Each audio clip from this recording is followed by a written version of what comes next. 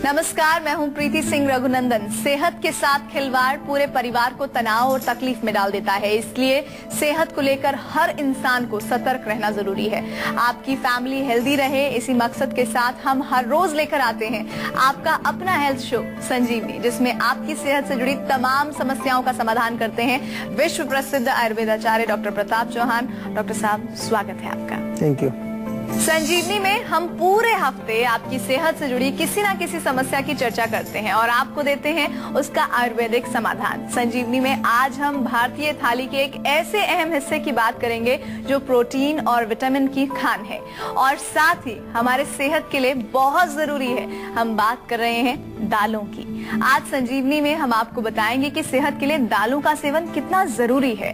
दालों की खासियत जानने के लिए हमारे साथ मौजूद हैं डॉक्टर चौहान और साथ ही साथ संजीवनी टिप्स में जानेंगे नींबू की खूबियों के बारे में। लेकिन आइए पहले जान लेते हैं आखिर दालों में कौन कौन से गुण हैं जो आपकी हमारी सेहत के लिए कारगर साबित होते हैं।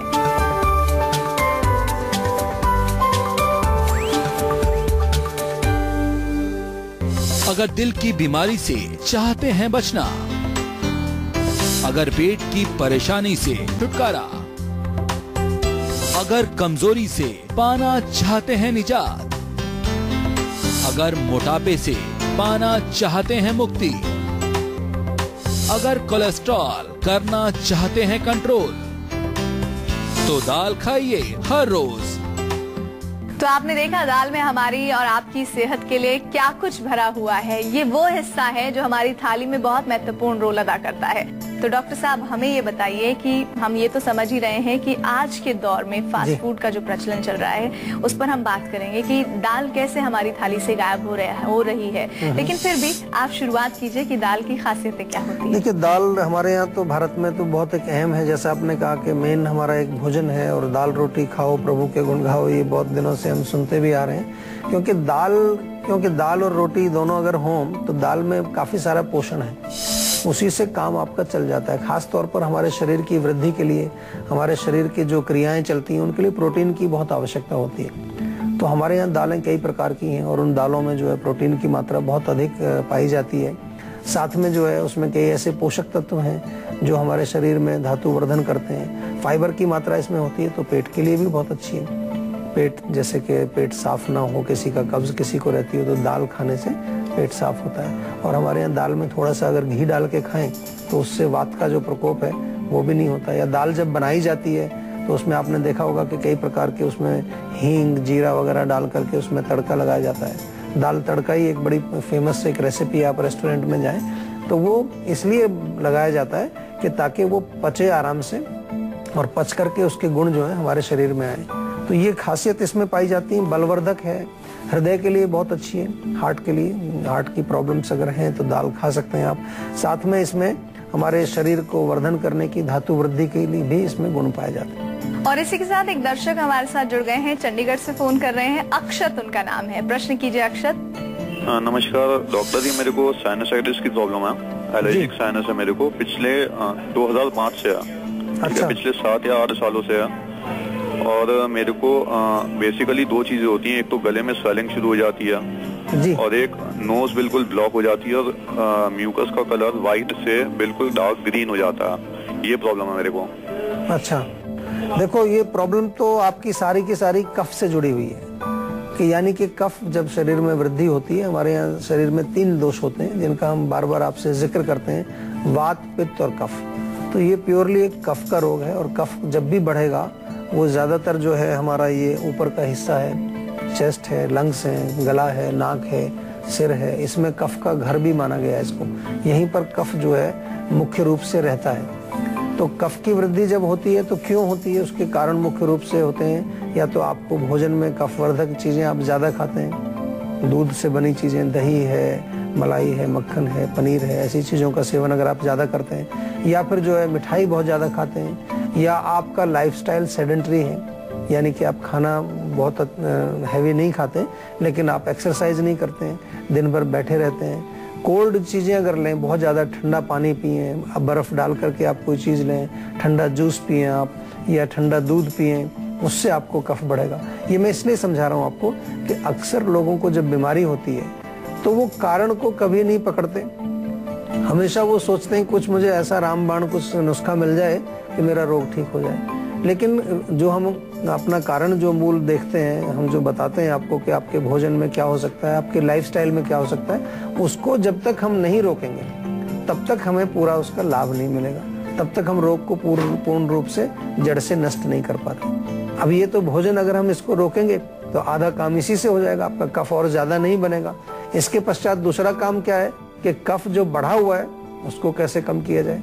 तो उसके लिए सबसे बड़ी सिंपल सी चीज आपके घर में सौंठ होती है। सौंठ का चूर्ण आप 1-1 चम्मच सुबह शाम शहद में मिला के चाटिए, बहुत फायदा करेगा आपको। या साथ में गुनगुना पानी भी आप ले सकते हैं, या गुनगुने पानी के साथ भी आप इसको ले सकते हैं। तो ये सेवन करिए। और जो आपके कॉम्प्लिकेशंस आपने बताए कि जो कभी हरे रंग का कभी पीले रंग का वो कफ निकलता है, तो उसके लिए थोड़ा सा मैं निवेदन करूंगा आपसे कि आयुर्वेदिक औषधि जरूर लें। आयुर्वेद में ऐसे रोगों का बहुत अच्छा उपचार उपलब्ध है। डॉक्टर से परामर्श जब आप करेंगे तो आपका जो है पूर्ण रूप से इसका इलाज भी होगा। और इसके लिए औषधियाँ बड़ी अच्छी हैं। 4-6 महीने दवाई रेगुलर खाने से आपका रोग बिल्कुल ठीक हो जाएगा। हम आज दालों के बारे में बात कर रहे हैं। डॉक्टर साहब से आगे भी चर्चा को बढ़ाएंगे, लेकिन एक सवाल मैं आपसे करना चाहती हूँ। क्या आपने ये महसूस किया है कि फास्ट फूड के बढ़ते प्रचलन से आज दाल आपकी हमारी जो भोजन की थाली है उससे क्यों गायब होती जा रही है? दाल ना खाने से सेहत से जुड़ी किन किन परेशानियों का आपको सामना करना पड़ सकता है? आखिर क्यों जरूरी है हमारी सेहत के लिए दाल? शायद आपको बहुत अच्छे से नहीं पता होगा। आइए जानते हैं डॉक्टर साहब से। डॉक्टर साहब, क्यों जरूरी है किसी भी व्यक्ति के लिए दाल का सेवन करना? देखिए, न्यूट्रिशन जैसा मैंने कहा, पोषण बहुत इम्पोर्टेंट है। और जैसा आजकल देखा जाता है, आजकल मैंने बहुत लोगों को देखा है, खास तौर पर जो हमारे बच्चे हैं, जो युवा वर्ग के लोग हैं, उनमें खाने का एक ट्रेंड पूरा बदल गया है। ब्रेकफास्ट में उनको कुछ ब्रेड चाहिए, कोई टोस्ट चाहिए, सैंडविच बड़ी पॉपुलर हो गई हैं, या फिर जो है नूडल्स वगैरह बहुत आ गए हैं, पिज्ज़ा बर्गर ये तो बड़े कॉमन हो गए हैं। तो अब एक ऐसा ट्रेंड मैं देख रहा हूँ कि जो हमारे मूल रूप से जो भोजन थे, जो हमारी जो ओरिजिनल जो हमारे खाद्य पदार्थ थे जो हम खाया करते थे, वो उनमें रुचि नहीं रही है। बच्चों की भी रुचि नहीं रहती। अगर आप उनको एक तरफ दाल रख के दें और दूसरी तरफ नूडल्स दें या कोई सैंडविच दें तो वो उसको ज़्यादा प्रेफर करते हैं। ऐसी शिकायतें लेके पेरेंट्स भी हमारे पास आते हैं और हम भी देखते हैं कि आजकल इस तरह का ट्रेंड है। तो इससे दिक्कतें बहुत आती हैं और हम देखते भी बहुत सारे हम पेशेंट्स में यही पाते हैं, क्योंकि वो पोषण पूरा नहीं मिल रहा है उनको, तो इसलिए वो कमजोर रह जाते हैं। अगर आप विदेशों में जाएं तो विदेशों में हम दूसरा ट्रेंड देखते हैं। वहां पर लोग चलो इस प्रकार का भोजन अगर खाते हैं, लेकिन प्रोटीन की मात्रा वो काफी ज्यादा उनको मिल जाती है, क्योंकि वहां पर नॉन वेज लोग बहुत सेवन करते हैं, तो उससे उनको प्रोटीन मिल जाता है। यहाँ पर हमारा देश जो है मुख्य रूप से हम शाकाहारी हैं, वेजिटेरियन लोग हैं अधिकतर, और यहाँ पर नॉन वेज भी जो लोग खाते हैं तो उनका कोई ऐसा प्रचलन नहीं है, कभी कभार खाते हैं। तो इसलिए अगर उनको दाल नहीं मिलेगी तो प्रोटीन नहीं मिलेगा, और प्रोटीन नहीं मिलेगा तो ग्रोथ नहीं होगी। बहुत सारे बच्चे मैं देखता हूँ स्कूल के, वो इतने कमजोर होते हैं, एनीमिया उनको हो जाता है, खून की कमी हो जाती है। कभी कभार स्कूल वो चलते फिरते चक्कर खा के गिर जाते हैं, स्कूल की प्रेयर हो रही है वहीं चक्कर खा के गिर जाते हैं। तो ये सब कमी इसलिए है क्योंकि हमने अपने भोजन में से दाल को निकाला है। मांसपेशियों की कमजोरी होना या किसी प्रकार से पेट संबंधित कोई रोग होना, हृदय की रोग होना, ये सब जो है दाल की कमी से हो सकता है। धातु दौर्बल्य, मैंने पहले भी कहा कि धातु वर्धन है, धातुओं की कमी होना, शरीर में वीकनेस महसूस करना, कमजोरी महसूस करना, तो ये सब दाल की वजह से होता है। दाल अगर आप नहीं खाएंगे प्रॉपरली तो आपको पूरा पोषण शरीर में नहीं मिलेगा। इसी के साथ एक और दर्शक हमारे साथ जुड़ रही हैं, उनका नाम रीमा है। रीमा, बताइए क्या समस्या है आपकी? नमस्कार डॉक्टर साहब। नमस्कार। नमस्कार जी। जी, मुझे अभी 2 महीने से अभी थायराइड की प्रॉब्लम निकली है। मेरा वेट भी बढ़ रहा है और हाथ पैर में स्वेलिंग रहती है। जी, तो अभी आपने दवाई कुछ शुरू की है कि नहीं? अभी तो मैंने लेना शुरू नहीं किया है।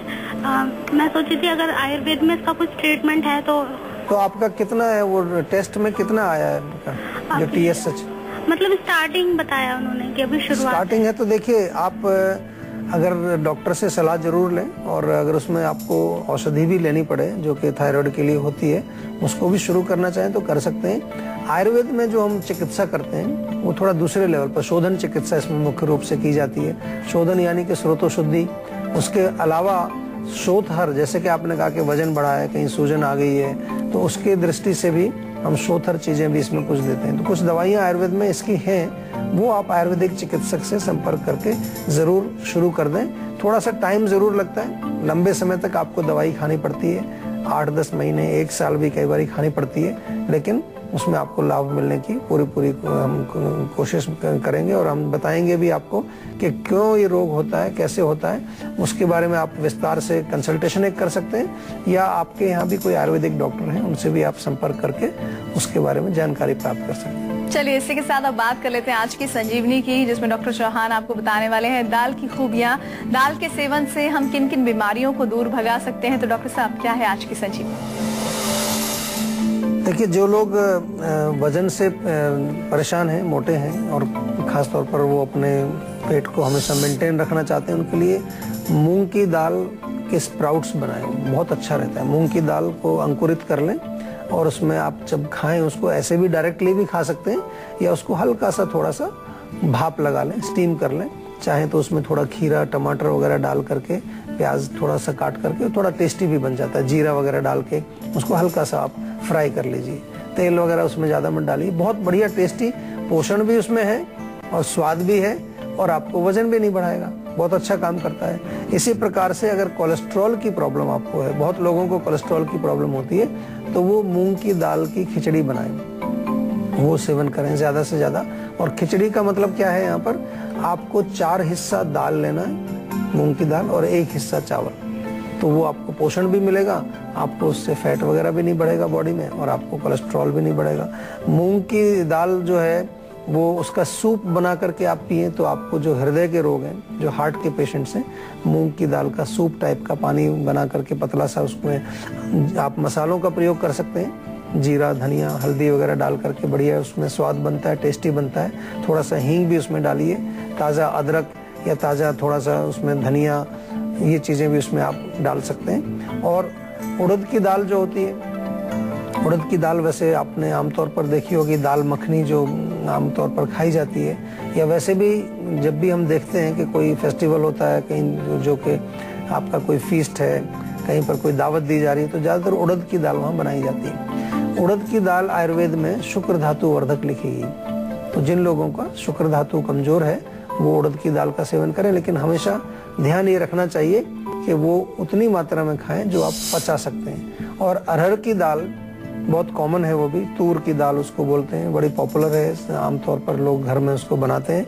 उसका सेवन किया जा सकता है कि अगर आपको मांसपेशियों में कमजोरी हो, आपकी मसल्स अगर कमजोर हैं, वीकनेस है शरीर में, तो उसके लिए आप अरहर की दाल का सेवन करें। तो डॉक्टर साहब ने बहुत सारी जानकारी आपको बता दी है आज की संजीवनी में। और क्या दाल को लेकर कुछ परहेज भी करना चाहिए, ये प्रश्न आपका जरूर अगला होगा।